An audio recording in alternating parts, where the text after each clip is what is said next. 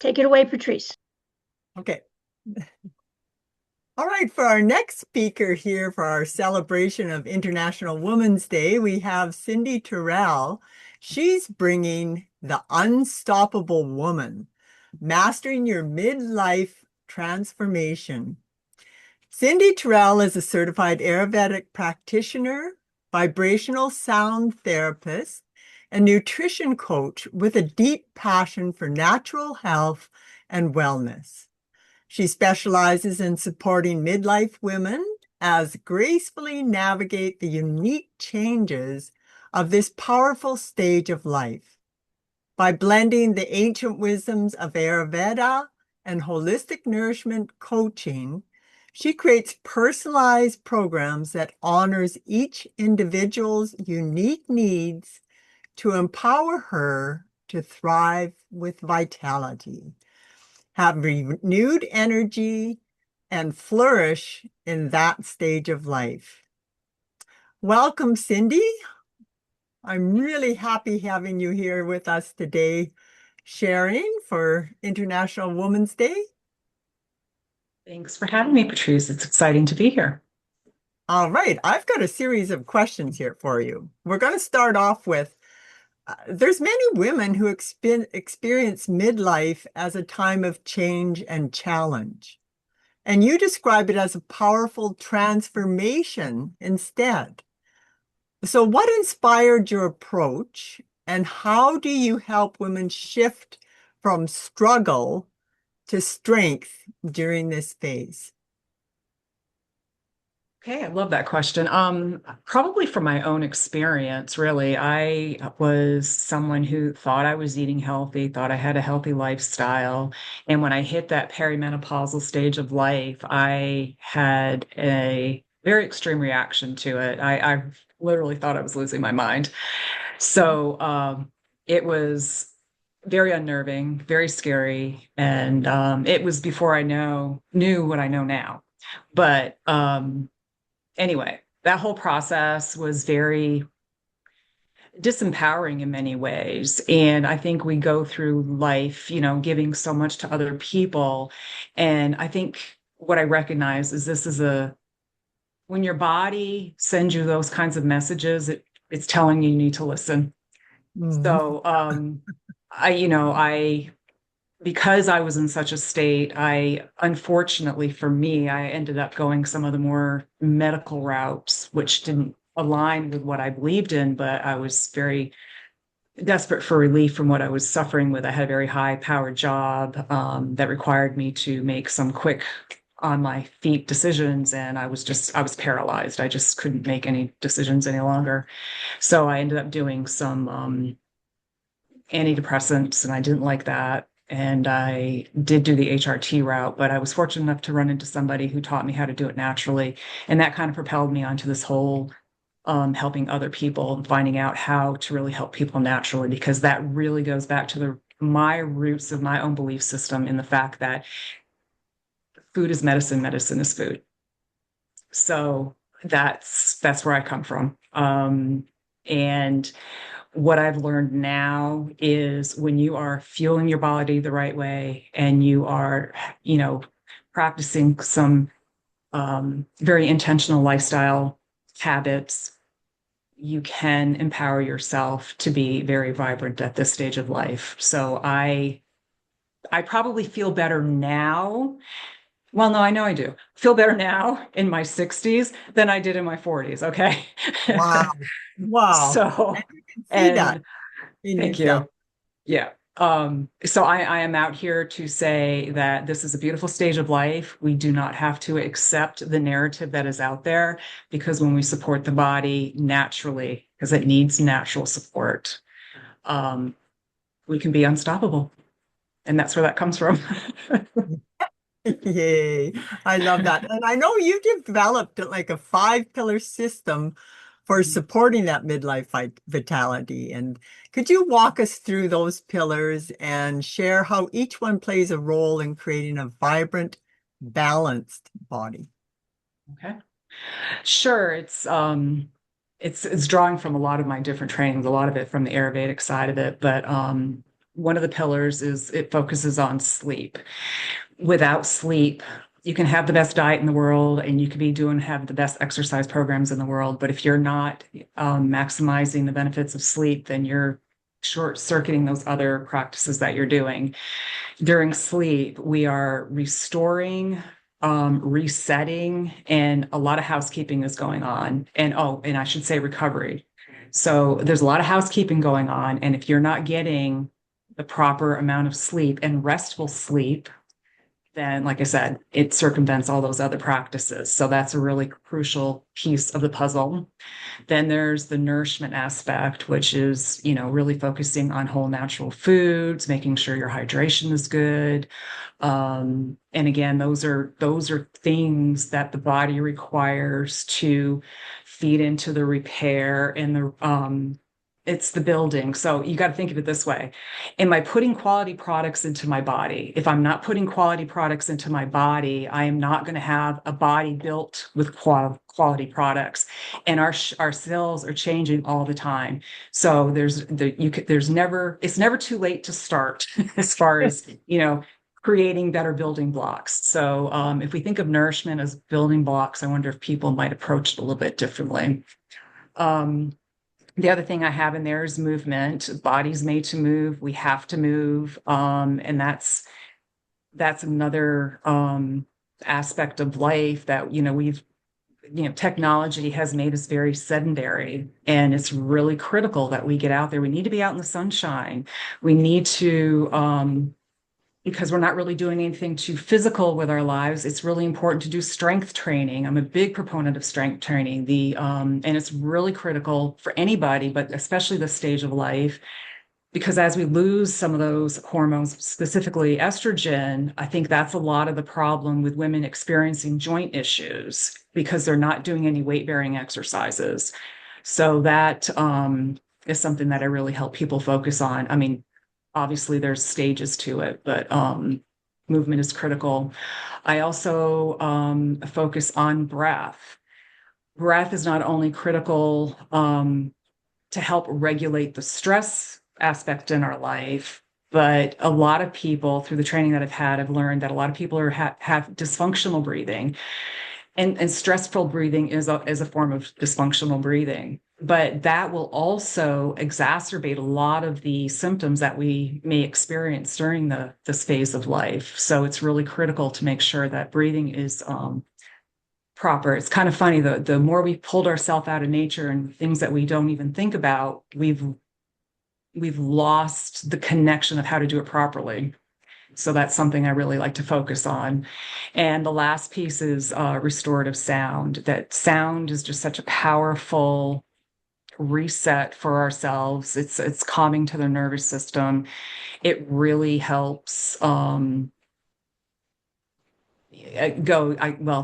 is the best thing I can come up with at this point, but it really gets into the cells when you have a good sound practitioner around you. But there's things that you don't even have to have the instruments.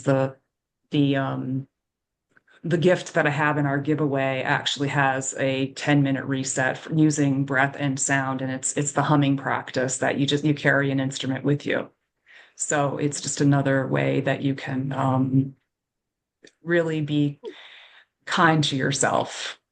Can And you just like I'm really curious about this because I'm not that familiar with sound therapy, and I'm sure a lot of other people probably are not. I know like I get my sound therapy through the birds out in nature, but the but I know you've got other practice as you call it a therapy. yeah, So could you just you know and even things that you maybe can give use. us an example of the humming? I'd love to hear that. Oh, you missed our startup of the thing, didn't you? But yeah, Yeah. so sound therapy can be done with, you can think of Tibetan bowls as a common. I love a gong. I have gongs. So I do sound baths locally, but gongs are great. The crystal singing bowls. Okay. But even oh my God, the tuning forks. Tuning Oh, forks are a form of sound healing. I like the instrumental nature sounds is a sound healing practice. And just think of like listening to a bubbling brook, how calming that is. Or even like the rain hitting the top of your roof or something. It's little things like that it's just, I don't know. I can just think about it and goes, oh, that's really calming, just thinking about it. But as far yeah. as the humming, what I like to tell people is, it's the breath um, method I was trained in is the Buteyko breathing method. And that's all about breathing in and out through the nose. And anyway, you can just breathe in through your nose. And then when you're breathing out, that's when you can add your hum. You go, hmm. Hmm. All right. If you know anything about toning is another vibrational sound healing practice, which I mean, that's for another discussion, but Uh, but as far as the breathing practices, you just want to make sure that you're, sitting up straight and you're able to breathe down into your belly because that's the portion that really settles the nervous system.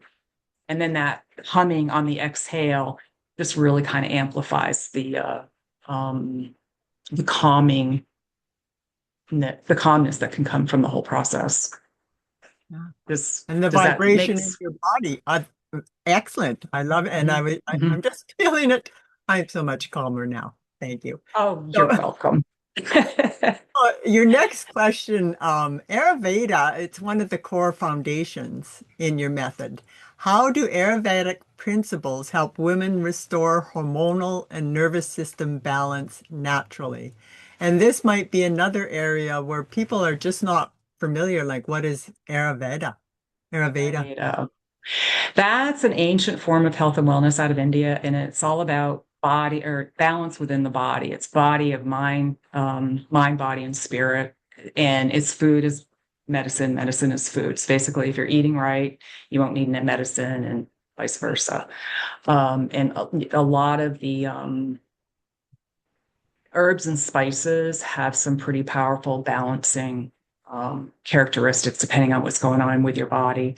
Um, so, but so food is it brings balance, and I have to go into a whole bunch of stuff as far as really going into the details of Ayurveda, but it views the five elements: air, space, water, earth, and fire.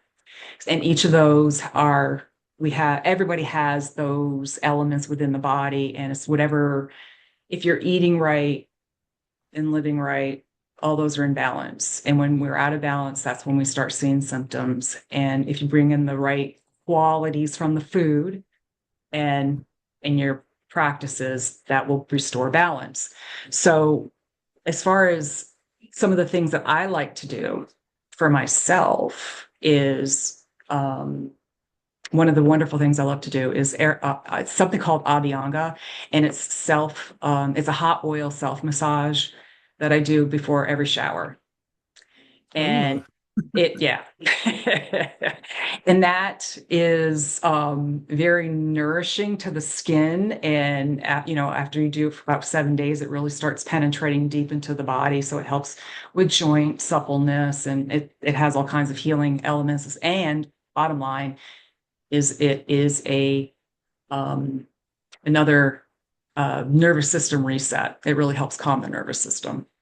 So I use organic sunflower oil, I think, and I just heat it up. I have a little mini crock pot and a glass jar that I heat up the oil. And in the wintertime, it feels really, really good just because it's cold out.